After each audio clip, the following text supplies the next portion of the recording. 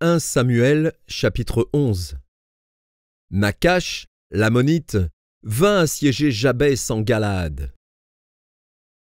Tous les habitants de Jabès dirent à Nachash : « Traite alliance avec nous, et nous te servirons. » Mais Nachash, l'Ammonite, leur répondit : « Je traiterai avec vous à la condition que je vous crève à tous l'œil droit, et que j'imprime ainsi un opprobre sur tout Israël. » Les anciens de Jabès lui dirent : « Accorde-nous une trêve de 7 jours, afin que nous envoyions des messagers dans tout le territoire d'Israël. Et s'il n'y a personne qui nous secourt, nous nous rendrons à toi. » Les messagers arrivèrent à Gibéa de Saül, et dirent ces choses aux oreilles du peuple. Et tout le peuple éleva la voix, et pleura. Et voici, Saül revenait des champs, derrière ses bœufs, et il dit : « Qu'a donc le peuple pour pleurer ?» On lui raconta ce qu'avaient dit ceux de Jabès. Dès que Saül eut entendu ces choses, il fut saisi par l'Esprit de Dieu, et sa colère s'enflamma fortement.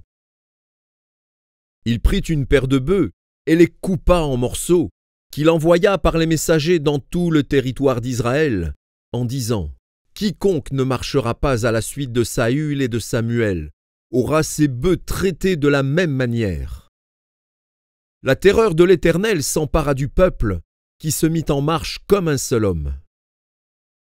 Saül en fit la revue à Bézek. Les enfants d'Israël étaient 300 000, et les hommes de Juda 30 000. Ils dirent aux messagers qui étaient venus : « Vous parlerez ainsi aux habitants de Jabès en Galaad. Demain vous aurez du secours, quand le soleil sera dans sa chaleur. » Les messagers portèrent cette nouvelle à ceux de Jabès, qui furent remplis de joie, et qui dirent aux Ammonites : « Demain nous nous rendrons à vous, et vous nous traiterez comme bon vous semblera. » Le lendemain, Saül divisa le peuple en 3 corps. Ils pénétrèrent dans le camp des Ammonites à la veille du matin, et ils les battirent jusqu'à la chaleur du jour. Ceux qui échappèrent furent dispersés, et il n'en resta pas 2 ensemble. Le peuple dit à Samuel : « Qui est-ce qui disait : Saül régnera-t-il sur nous ? Livrez ces gens, et nous les ferons mourir. » Mais Saül dit : « Personne ne sera mis à mort en ce jour, car aujourd'hui l'Éternel a opéré une délivrance en Israël. » Et Samuel dit au peuple : « Venez, et allons à Gilgal pour y confirmer la royauté. » Tout le peuple se rendit à Gilgal, et ils établirent Saül pour roi devant l'Éternel à Gilgal. Là, ils offrirent des sacrifices d'action de grâce devant l'Éternel.